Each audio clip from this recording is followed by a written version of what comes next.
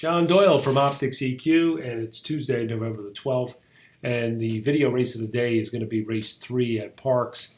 And hopefully, as you see our videos and also read our write-ups for the race of the day, hopefully you get an understanding how to use OptixEQ. There's no one way. You can interpret data lots of different ways. It's kind of fun, and it's presented in a way that gives you a little bit more time instead of do grunge work to really kind of think about how the race might be run. When I come across races like this, I kind of wait till even the day before, and so as I'm looking at the board, I just kind of start to formulate wagers just based on looking at the odds and seeing if I see an edge or something. And in this race, it just looks like, we have a yellow plot, contentions kind of average, speed ratings average, but it looks like the 3 and 7 really have an edge in terms of quadrant 1. So. Kind of my focus would be on them. The number 1 is the favorite in this race. He's a big square in quadrant 4.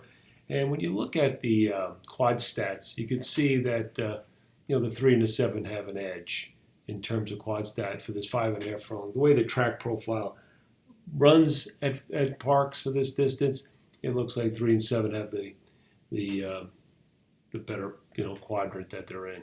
So that's good to point out. So the 3 and the 7 would be interesting to me. I would see the board, see how they're getting played.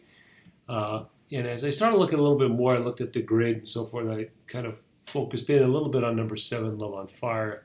Again, if you look at the class, and I'm looking at these vertical bars, they're all over the place. They're in grid. Same ones are in the plot 2020. So lots of different ways to get to them. And it's good information. So, he does have a class edge. The 3, you can see, is another one above the line there. So he's also has a class edge. But the 7 has a class edge. He's proven that this 5.5 furlong distance at PARX, that's always a good thing. He's won there. He's in 5 starts, he's had 2 seconds, 2 firsts, and a 4th. That's pretty good. And then the other thing I like about it is he gets his win jockey back. This guy, Haddock, has won with him twice before. The other times, he's running against much better. Today he gets the ultimate drop to his lowest level. So he's got the class edge, proven at the track, gets back his win jockey, plots well.